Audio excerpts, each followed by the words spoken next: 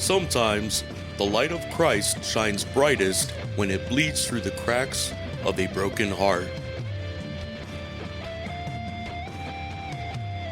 Real people, real stories of hope for the hurting, and triumph over tragedy through faith in Jesus Christ. This is Out of the Grave with Rob and Dave. Hey, welcome to another exciting edition of Out of the Grave with Rob and Dave. I'm Rob. I'm Dave. And I want to introduce a special guest. This is somebody that I've literally known all my life. It's my uncle, Aaron Stroud. Hey, Aaron. Welcome. Howdy. How y'all doing? Doing good. Good. Glad to have you. There. You know, Dave, Aaron is one of these stories that he was such an alcoholic and drug addict that for years in my mind, I thought it wasn't a matter of if he was going to die, overdose, crash while, drinking, intoxicated, whatever. It was a matter of when. So just the fact that he's sitting here today, I mean, it honestly is a miracle, really. So yeah, Aaron, if you just want to start out and kind of tell us who you are and start, whenever you're comfortable and, tell us whatever you're comfortable telling us. Okay. Well, if I wait till I'm comfortable, that's going to take a while. So I'm going to go ahead and just jump right in. Yeah. I'm Aaron Stroud, as Robert said. I was born in 1964, so I'm old man. I like that. But no, what Robert said was really true. I started smoking marijuana when I was 14. I was shooting up cocaine by the time I was 16, and dropping acid. And it progressed like that for about 35 years. It culminated, with me being homeless and I just did so much meth that I lost my company. I lost everything. Once I got hooked on the meth, it was pretty bad. But, and then just real quickly, I just was standing there and there was a train going by real slow in front of me. And I noticed I was counting the clicks as the wheels would go over the iron, on where the iron met there together. I was counting how to go on the metal. And I realized why I was counting it is because I was going to lay my head down across there and I wanted to make sure my timing was right. And that's when I fell on my knees and I looked straight up in the air and I said these exact words. I said, God, there has got to be more than this. And hey, 18 years later, here I am. That's kind of a quick version of it, but there's a lot of, like as I stopped, one thing, like once I was able to stop drinking whiskey, well, my beer drinking went crazy. So I was quite glad when God took that away from me. And then, everything kind of as it went, it wasn't an overnight process. It took me 35 years to get there, and it's taken me nearly on to 20 to get back. Right. So that's kind of it in a nutshell. Dave, I remember a time when I went into Aaron's room and I opened up a drawer to I don't know what they call them, like a bureau or I don't know, whatever you call it, something like that. And it was just full of paint cans, just gold paint cans in Ziploc baggies. I mean, there had to have been just a couple of dozen of those. And I remember one time. Probably more like a few hundred. But you think?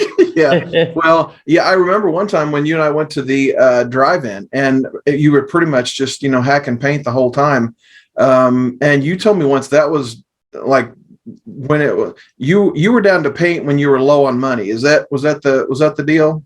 Oh, yeah. Of course, I've sold drugs on and off, most of that time in my life because, it's just part of it. If you're going to be in that world, you're going to wind up selling sooner or later.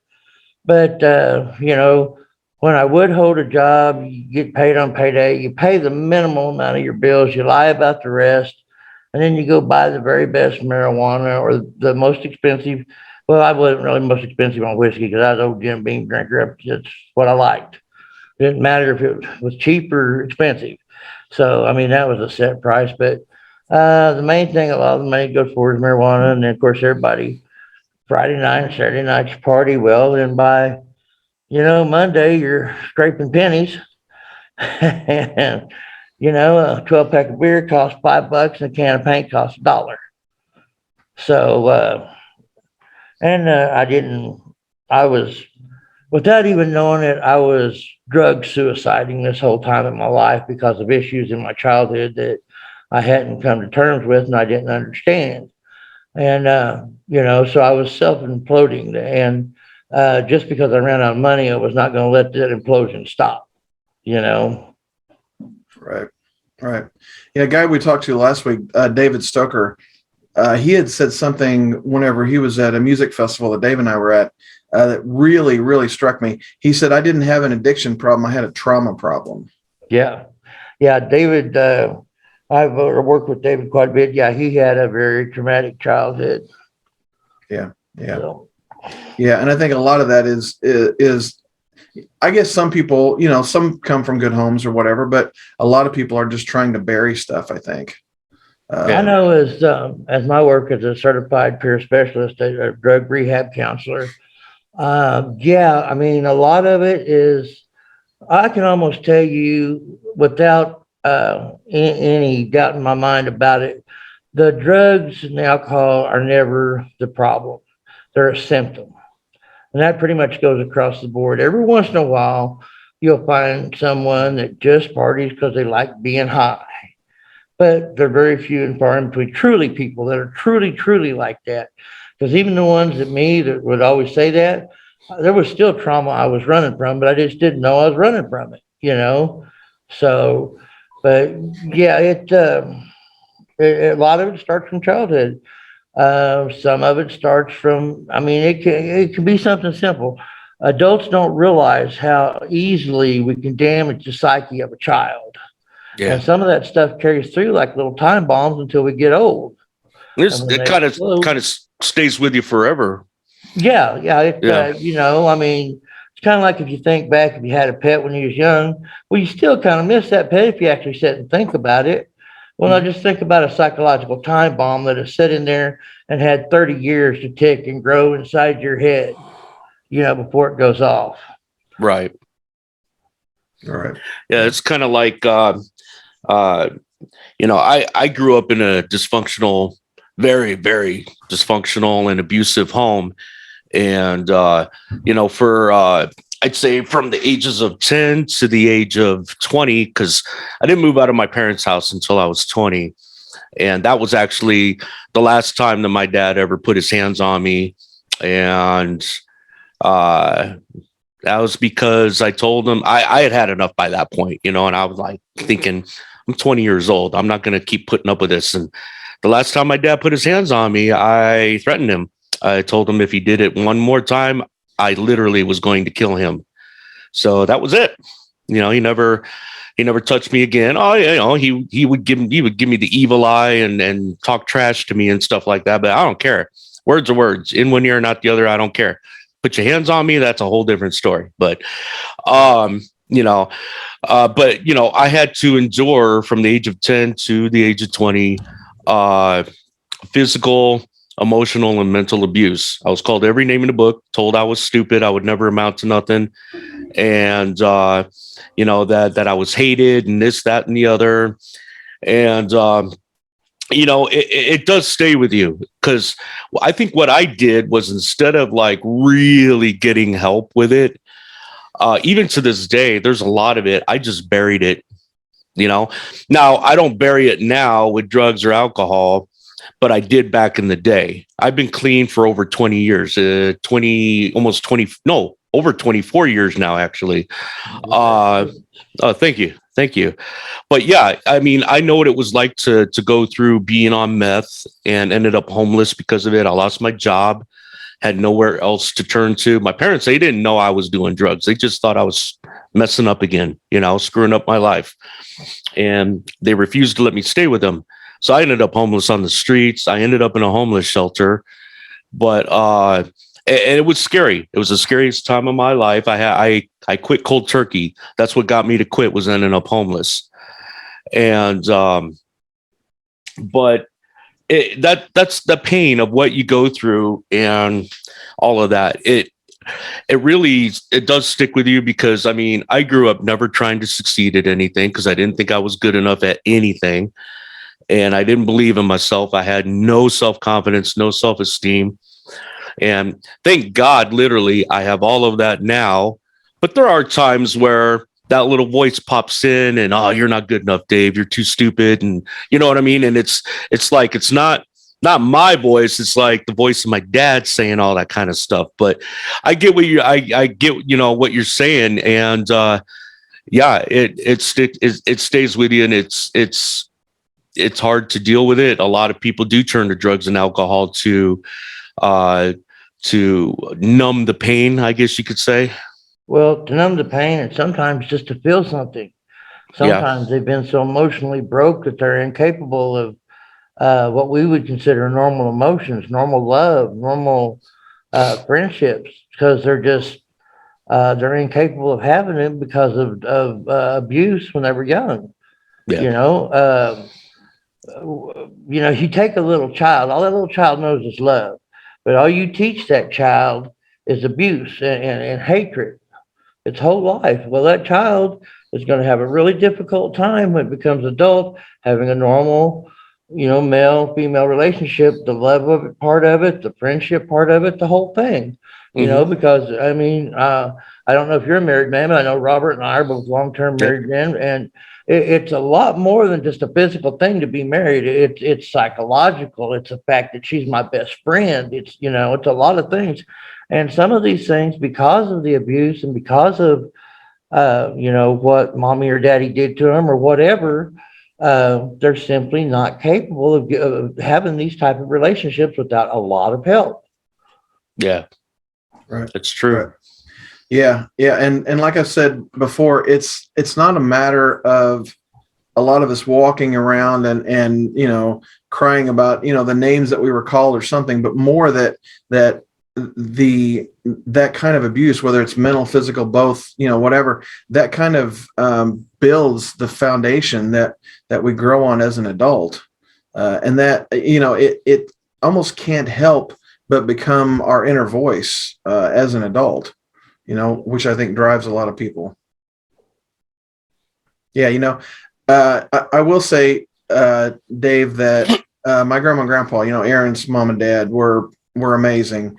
And they let him live in the back room of their house for a long time, when I think they knew exactly what was going on.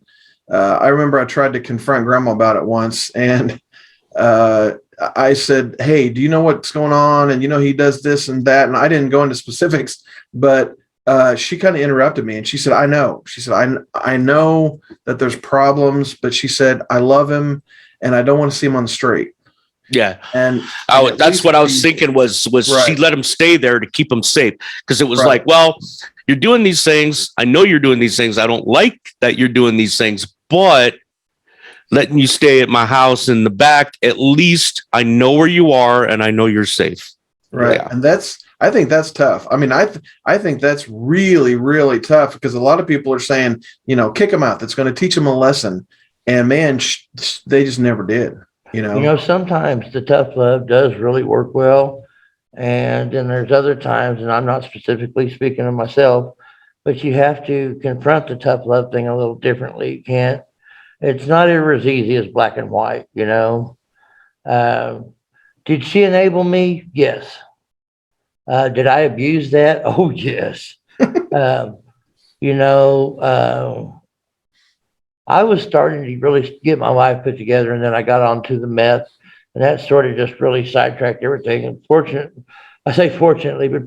within only a couple of years, I've seen people that's been on meth for 15 years, but so fortunately it kind of sidetracked me really quickly. But that was the end of my drug career, which was really great, but I had to lose everything. I had to be homeless. I had to not just rebuild my life. I had to rebuild my marriage. I had to rebuild my trust with my family. I had to, I mean, I started out with a Walmart bag and a couple shirts and a pair of shoes. And then, and I remember washing out. I had two pairs of skivvies. Wash one night, so you got a clean pair the next day. Mm-hmm. But the Lord has really brought me back. I put in the effort, and He's rewarded that, and I'm so thankful. I would have nothing if it wasn't for Him.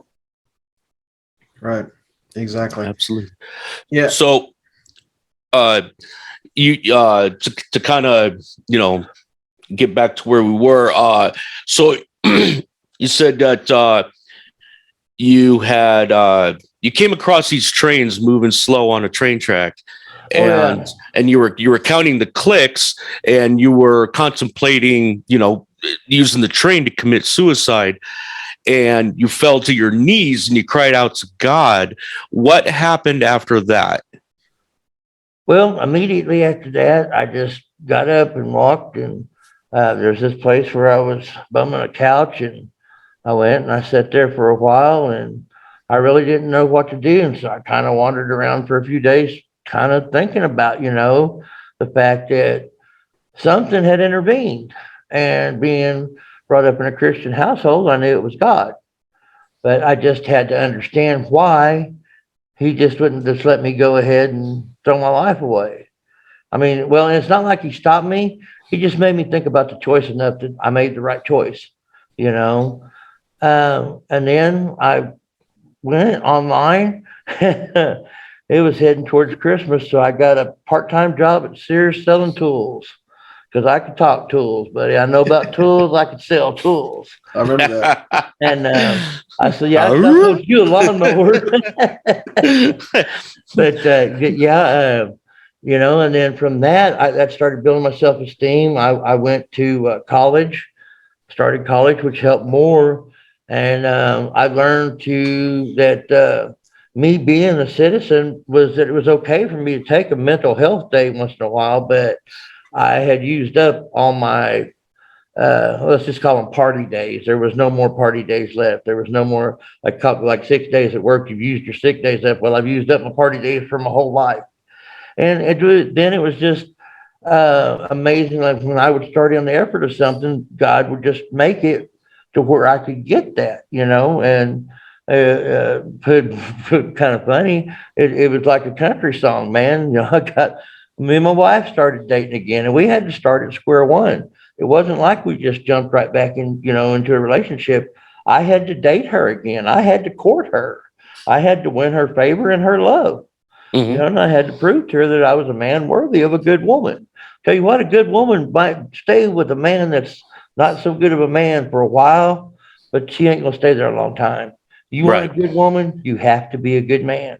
Yeah. Oh yeah. And and God made it to where I could do this and that, and I was able to get back in the church. She would bring me to church. And would kind of be more of how we were dating. And once we reestablished our relationship, then I really started working more on getting everything done. And then in it was 2013, wasn't it? 2013, I received my ordination, and that opened some doors for me as I got to go and I got to run a mission for the Lutherans for 3 years. And that was pretty good. But it's all just stuff that the Lord did. I mean, it's like where He says, let me know the desires of your heart, boys, because I'm going to fix you up if it's according with my will. And He did. I followed, I believed in the promises, and He stood by them. Amen. I'd like to say, oh, well, I'm this Mr. Boys, I didn't do nothing. I put in a little effort and God did the rest. Oh, yeah, absolutely. And, I have to remind myself of that sometimes when I ask for God, change this or do that, Lord, and whatnot. And, and then sometimes I feel like I'm not seeing any results. And then I have to stop and think, well, God wants you to put the effort in, man. You got to try. You got to do your part, man. Don't be like, hey, God, you take care of it. I'm going to sit over here and wait. No, it don't work like that. You got to make the effort. Absolutely. Yep. Right. And another thing too is like I noticed in a lot of my work with people with substance abuse issues, a lot of them kind of come in with thinking like, oh man, I quit getting high and it's not going to rain on me no more. Oh, no, no, no. That's not the way it is. You're still going to have bills. Your car's still going to break down. Life's still going to be hard. Yeah, yeah. The only difference is you're not stoned now and you can deal with it. Right. You know? And so sometimes, there's a lot of pitfalls that people don't think of when it comes to long-term recovery, because I don't really feel it's talked about enough, because you say, oh, well, let's get them straight. Let's get them sober. Let's get them sober. But then at somewhere like 90, 120 days, we sort of seem to drop the ball. And even now they're even cutting down on that, because like now they've got it cut down to a normal detox day is like 4 days. People can barely detox in 4 days, and it's just, it's becoming about the dollar. It's really hard to find a place if you do this kind of work where it's not about the money, where it's about the people, See, I was always under the assumption that, because you hear of people going into like rehab for like 30 days. So I assumed it always took 30 days. No. In my opinion, to successfully go through rehab, it needs to be at least a 6-month program. Okay. I've heard of places that go a whole year. Oh yeah, well, Teen Challenge is a year. That's why I said at least a 6-month program. Yeah, Teen Challenge is an Assembly God program. It's 12 months. So yeah, exactly. Yeah, because just think about it. Like, okay, say you're there for 30 days. Well, in 30 days, what can you really accomplish besides getting your head together? Because say you've been in a fog for the last 10 years.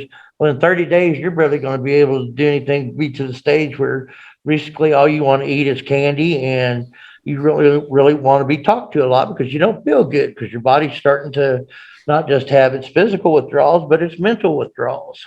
And mental withdrawals are very real and can keep people on drugs just the same as a physical withdrawal can. Yeah. So, it's one of those things, unfortunately, not a lot of people make it. And I really wish there was some kind of magic word or something, like just say, boom, and you're healed. But it's a lifetime of effort. I can't let my guard down for a minute. If I'd let my guard down and walked into a trap house right now, I could probably say I could walk out there without doing dope, but I can't tell you for sure. So I'm not going to take that chance. Right. And I've got almost 20 years in. Yeah. That's awesome. But do you ever, after which is a long time as you have it, do you ever have cravings or anything, or do you still have the dreams? I don't have the dreams anymore. But. What's weird, man, is when I quit the meth, because I only did it for about 2 years. Yeah. And I was able to quit cold turkey. It's so weird. And I gave up all the people I hung out with. I even had some people telling me, Dave, you don't get high no more. You're not cool. I don't want to hang out with you. And it's like, okay. Fun. Yeah. It's like, okay, I guess you were never my friend to begin with then, No.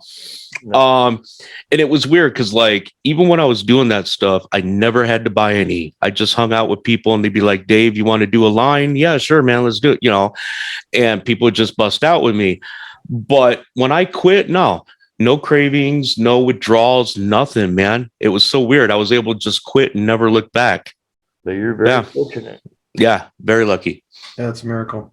Well, Dave, for a long time, we, I say we as in family and friends of Aaron, we thought that there was that magic word. There was that magic talk or that magic Bible verse, that we were going to say. It's like, dude, there's that one thing that I'm going to do. I'm going to say that's going to just click, and the light bulb is going to go on. He's going to go, dude, you're so right. I need to quit. I need to change my life. And I personally never seen it happen. I mean, I would hang out with Aaron. I would go to parties with him, and he'd walk in. Everybody get, we don't know that guy, and he'd be like, no, he's cool. And that's like the two words that you say, to let everybody know that the guy's not a narc or something, and Aaron would be like, no, he's cool. I would sit there with him, smoking my cigarettes while he was getting high, and I'd be trying to talk to him, and he'd get higher and he'd become more theological, and then we'd be talking. And I just kept thinking there was that one thing, man, that I was going to say. And that was tough for me. It's really tough to watch somebody that you love go down that road and you feel fully helpless. You know what I mean? Yeah, one of the biggest, most helpless feelings I think I've had to experience in the past year was my buddy, well, he was kind of my caretaker, but he was my good friend too. He, I was down in bed sick, so he texted my friend and said, "Man, I screwed up. I'm losing consciousness." They found him an hour later dead.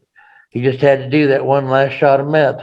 Oh man. And you know, man, and that one hit me hard, you know, coming out of that. And it's like, uh, you know, it's one of these foes, man. Drugs are one of these foes that, yeah, I guess you can look at it like I came out a winner because I came out better because of my experiences, because they made me grow up, and those experiences made me take my head on my bottom and become a man.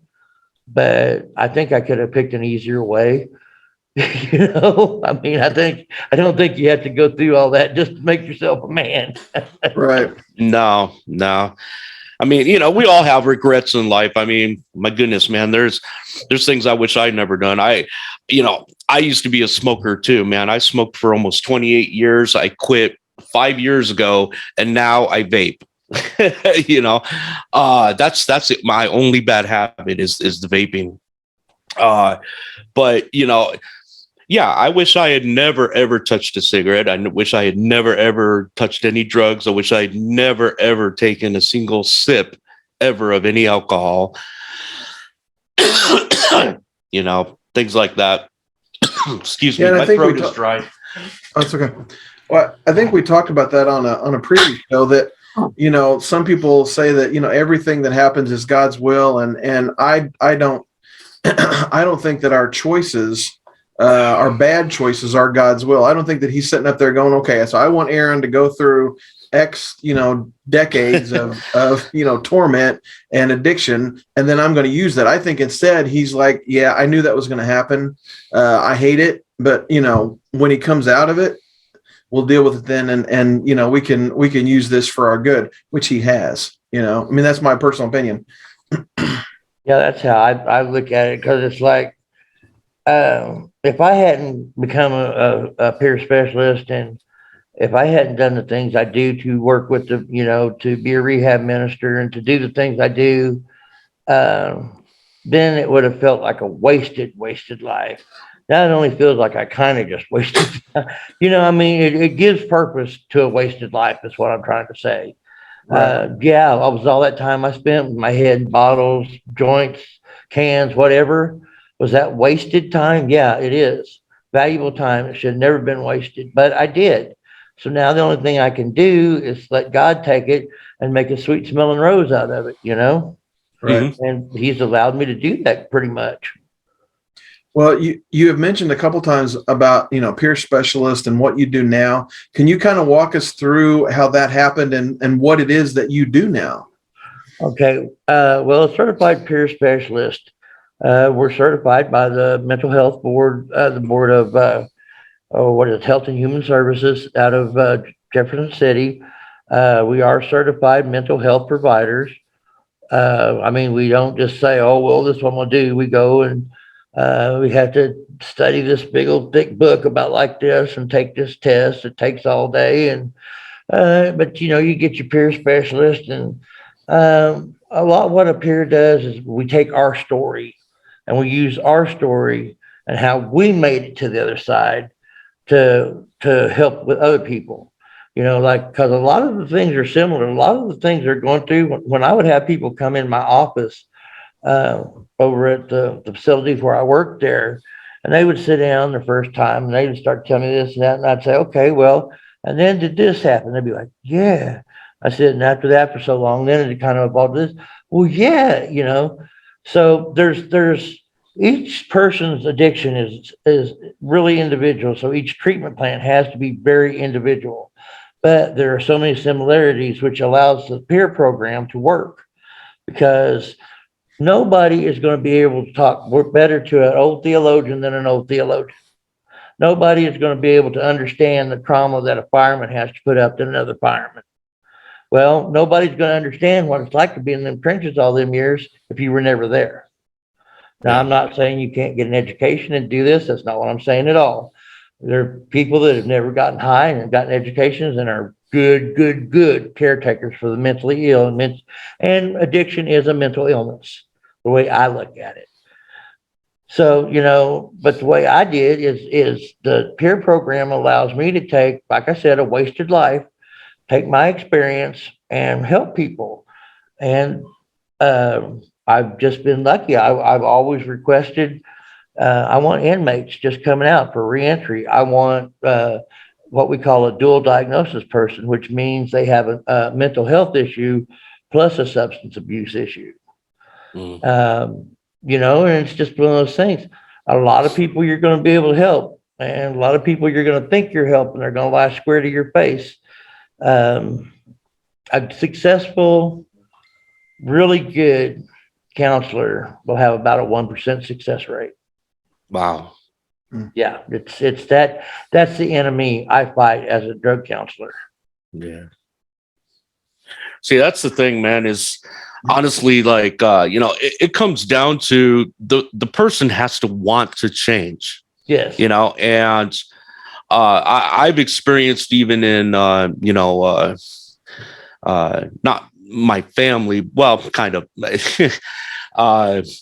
wife's stepdad, he passed away a few months ago, but, with him, it was just, he was a hardcore alcoholic, would always try to hide it. He would lie about it, try to convince everybody that he's been sober when we all knew he wasn't. I mean, his eyes be glazed over and you could smell it on him and his behavior and things like that. And I always found it weird because, like, he would always go to AA meetings. He would always go to Celebrate Recovery. And there were times where I wanted to ask him, why are you even going when you have no intentions or plans at all to quit? Because I think for him, it was just a place to go and hang out with people. Yeah. That's the way I looked at it, because there was no, his fruit was rotten, man. He was showing his fruit and his fruit was rotten. Yeah. But, I don't know. It's listening to you talk that kind of reminded me of that. Yeah, but you're 100% right when you say that it has to be done for yourself. You can't do it for anybody else. I have mothers come in, lost their children to DFS because of methamphetamine or whatever, domestic violence, which I don't like dealing with, but I will. I mean, you can't pick and choose, Right. But, these women come in and, well, I'm going to get clean so I can get my kids. No, you got to get clean because it's the most important thing in your life. And until it becomes the most important thing in your life, you're going to fail. And lots of people don't like the fact that I look at it so black and white like that, but that's the truth. I'm a minister of the gospel. I'm not here to sugarcoat it for you. And if I have to step on your toes, well, sometimes that's part of my job, Yeah. But if I'm not honest with you, then I'm lying to myself, and I just can't do that anymore in my life. Exactly. And I respect what you're doing sincerely. And I've actually in the past, I thought about, I consider getting into that line of work, being like a drug counselor and just helping people, get clean, stay clean, and, live good, productive lives. And, it's, I don't know. I didn't go through, I didn't spend, 30 years, doing all that stuff.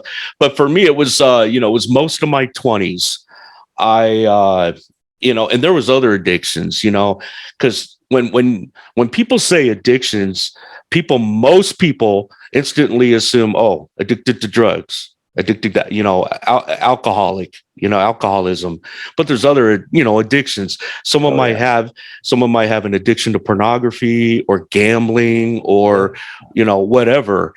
And those people, they can be delivered from all of that too. They can be helped through that stuff and they can overcome it as well. Yeah. See, the thing is, for me now, well, of course, I think this affects everyone across the board, but I can only make a statement for myself and my feelings. I could not have done it without God, because every one of my addictions that I beat were taken from me. Because I can still remember the day when I was at a restaurant and I had been letting myself sometimes have a little mixed drink when we go out to a nice place. If I can have one Long Island iced tea. And I ordered that on LNST, and I looked at it and I was like, dude, I just don't want it. It's not a matter of I don't like the taste of it, because I love the taste of it. I just, finally in my life, for the first time, the cravings were completely gone. This has been several years ago. Mm-hmm. But yeah, I mean, I still remember, and I don't know if I was delivered right at that second or if I had been delivered before and I just was too dense to catch up with it till then. But either way, man, that epiphany of thinking, oh, wow, now if he can take alcohol out of my hands, then pretty much he can help me with anything. Oh, yeah. And if the Lord hadn't restored my brain, I don't mean to take up all the time, but you can ask Robert. No, you're fine. I've done. If the Lord hadn't restored my brain, I could have never went to college. I would have not been able to sit here and have a conversation with you all. I doubt if I could do simple mathematics had he not helped me. I was that determined to destroy my brain. So I remember when we were kids, there was a time, I don't know, Grandpa had a radio or something that wasn't working, and you took the thing apart and you put it back together and it worked. And that's the kind of brain we're talking. I'm like, man, not everybody has that gift. I know, because I tried that when I was married. I used to do that with VCRs, man. I did it with a VCR. We had what we called, ghetto blaster, and I was like, well. Aaron, I seen Aaron do it. I can do it. And the first thing I touched was a screwdriver, and it went. And my wife from 3 rooms away, half a second later, says, "What are you doing? What are you burning?" So I was like, I blew up the radio. Yeah, I burned it. Yeah, so that's a gift, And yeah, for God to bring that back around, I mean, talk about restoring what the locusts have eaten. I mean. Man, and it's so awesome the way the Lord keeps bringing these people to Dave and I that are just, I told a lady today that we're going to probably do an interview with Dave here in a couple of months, but I said, we're all a member of the, I would be dead if it wasn't for Jesus Club, And man, there's a lot of us, and we just, people see the nice little Bible verses on Facebook, and they see our pictures with our, family. They don't know that trauma, that pain, that we had to go through to get here. Yeah, I mean, honestly, yeah. Yeah, Robert, at my dad's funeral, your sister was sitting right behind me, Annette, and I was telling stories like I always do. And she looked at me. She said, "Aaron," she said, "Did you know all of your stories starts with, this almost killed me, or I almost died when I did this, or man, I could have died when I was doing it." She said, "All your stories start like that." Yeah. And I got to sitting and thinking about it like, they all do start like that, don't they? I mean, like I was the guy that wrote, "Here, hold my beer." Right. I remember being in your Trans Am and doing, I don't know, 120 or something. Oh my gosh. Yeah, we got 3 miles left before we hit the city limits. We're good. I mean, and we got there in, I don't know, like a 45 seconds or something. Talk about Fast and Furious, huh? Oh man, no kidding. Well, you told me one time you totaled, how many cars was it before you were 30? Like 15? Let's see. Before I was 30, actually, I totaled out at 22. Wow, they should have had you on the Dukes of Hazzard. Yeah, they totaled something like 200 cars. I walked away from every one of them. Oh my goodness! Wow. Yeah, because you told me one time a long time ago, and I can't remember who originally said this. But I'm like, dude, that's going to kill you. And you said, until it's my time to go, nothing can take me. And when it is my time, nothing's going to keep me here. Yep. And that's a good thing to live as a Christian, but before, that was freaking reckless, Oh my gosh, my best friend from high school, he was kind of like that too. There were so many times that guy should have died. He'd been in some car accidents, and I mean some really bad ones. And man, there was one. He had a little Datsun pickup truck, and somebody had slammed into him. And he, what was it? If the crash had come in just maybe like even an inch more, it would have hit the gas tank and the truck would have exploded. Oh man! He drove that thing home. And that's what they told him later on. And I'm like, dude, and Not cool, man. yeah. And it's like, I don't know, if that was me, man, I would have been on my knees right then and there, just okay, Lord, you got my attention. Well, Aaron, there was that one time. Tell us about that when your truck went under. Remember? And you pretty much gave yourself up to death, honestly. Yeah, I had just bought a little S10, had a brand new motor put in it and everything. And so I took a week off from work to go fishing, just to go hang out at the lake. And the first night we was there, I guess I was about, I don't know, I was probably 7/8 into a half gallon of Jim Beam. I mean, there wasn't much, like about that much at the bottom. I was rolling that bottle. And my buddy went and got something out of the truck and knocked it out of gear. And the truck went whoop and off this nice little 30-foot cliff and hit and bounced completely around to where the headlights were shining up in the air. And it slowly went into the water as the stereo faded away. And so I was pretty drunk, and I stood there for a minute, and I thought, that's a 4-wheel drive. If I swim down there, I should be able to drive this truck out. That's how drunk I was, boys. Oh, my goodness. And so I dove in, and the water there was approximately 30 foot deep.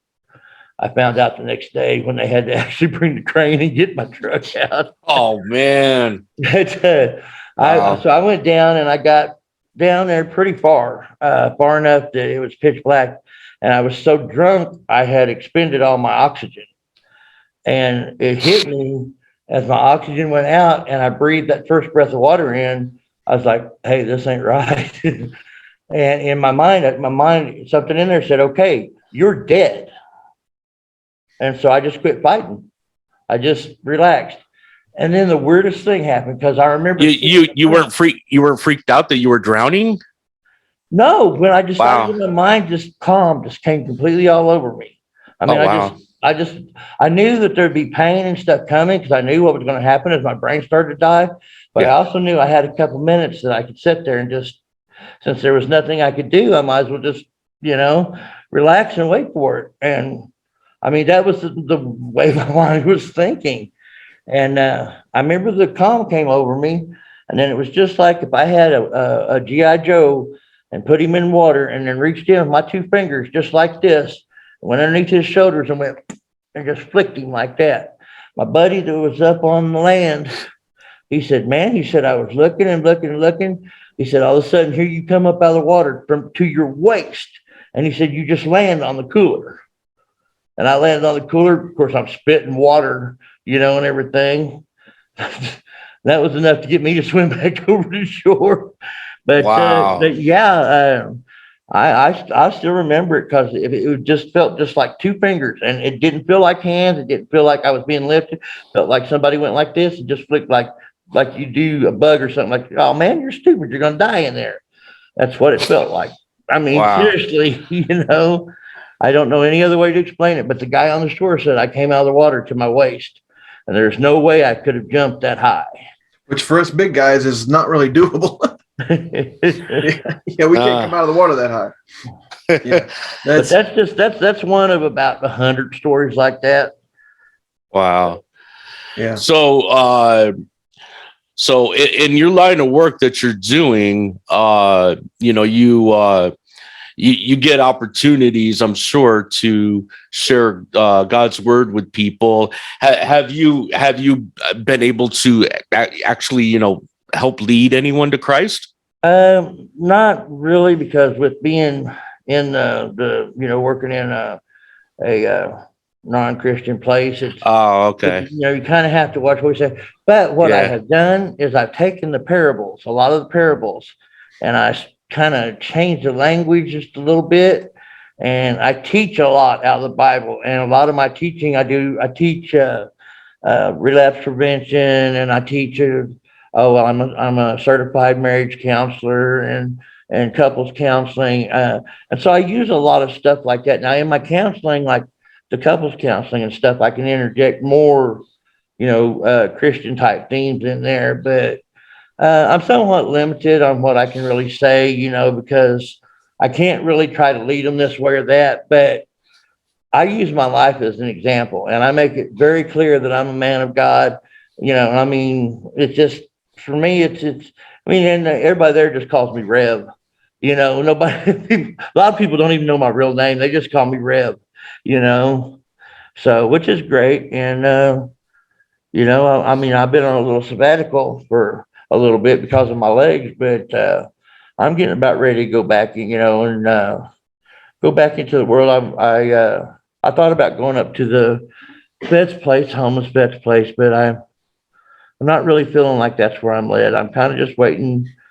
It's like when I went and ran the mission for the Lutherans for 3 years. That was quite a conversation to come to my lifelong AG wife and say, I think the Lord wants me to go be a Lutheran for a while. That was a fun conversation. Yeah, and then next week I'm going to be a Mormon. I'm going to find me something I'm good at. Yeah, no kidding. What you can't tell, just by this interview is that, I talk about my chronic pain, but I'm really, stellar. I mean, I'm in really, really good shape compared to Aaron, because there's times where he has to use a wheelchair. There's a lot of, you normally walk with two canes. There's been, and that's the thing people need to understand is that there's a lot of chronic pain. It didn't all just go away, like you said. Whenever when you gave your life to Christ, it didn't disappear.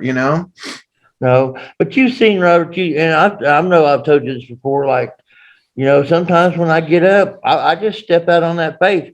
I know that first step's going to hurt, and I know the second one's probably going to hurt, but there's somewhere that it's going to start feeling a little bit better. It's going to be easier to do. And my faith helps me get that, I have faith. God says he's going to give me strength when I got to have it. And trust me, buddy, if I'm 2 feet away from the chair and I still got to try to get sit down, I'm going to be the first one like, Lord, give me strength, man. I depend on him in so many ways now. It's almost taken over my life. Christianity has almost taken over my life in the manner as far as how much of my life they control as drugs did at one time. I mean, it's hard to make that kind of comparison, but all the time and effort I put into my wastoid life, I don't mind putting into my Christian life, Right. Well, and Dave, like Aaron said, they call him Rev, and if you look on Facebook, it says Reverend Aaron, and that is not to brag, that is because he is ministering to people that a lot of us want to pretend like don't exist, and it's one of those things, like I said in another broadcast, that, he's a living example of, preach the gospel. And if you have to, use words, he's just kind of a walking, talking example. And I think a lot of people, I mean, Aaron, you can tell me if it's true, but I think a lot of people don't really even have to ask. I think they know. I think it's obvious whenever they start dealing with it. That people can see the anointing of God on me, and that's why they will talk to me like they do. Yep. They say, just man said, because I've had a lot of guys come in first day they're there, sit down, just open up to me like a book, and to me, this is what's weird. To me, when I look in the mirror, I see the same old street thug I used to be, but around my eyes, I do see some differences, the hardness is gone. And, but yeah, I guess people talk to me, so there's got to be something that draws them in. I don't think it's the smell. You don't think it's the aroma of God? Yeah, there you go. The aroma of God. I like that. Yeah, there you go. Well, I always call it sharing the love. But yeah, anyway, there you go. Yeah. We won't get any more into that one. No, not on this show. No. Well, Aaron, as we kind of wind down here, man, I really, really appreciate you getting on here and sharing your story. I wondered if you could just take a couple of minutes for that person who's maybe heard you and said, dude, that's me right there. I really, that's nice that he made it out. I don't really think it's possible for me. I mean, can you talk to that person for just a minute? Yeah. Don't be afraid to be selfish in your rehabilitation. Don't be afraid to put yourself first for a while. Don't live like that forever. That's called a narcissist. You don't want to be that. But, you know, man, if you got to take that mental health day, take it. If you've got to put yourself together or you've got to spend some more time in meditation and seek the still small voice, I cannot tell you where I would be without the guidance of God. And I'll tell you right now, guys, as you seek this still small voice, very seldom will it ever be in words. I mean, you may be one of those lucky people he just talks to you. I don't know. But if you want out, then it has to be your number one thing. It has to be the thing you want more than anything else except life itself. Because what you're giving yourself by getting sober and managing it and going on and dealing with life on life's terms, what you're getting is you. You're getting the best version of you anybody's ever had. And that is a good thing. Amen. Awesome. Absolutely.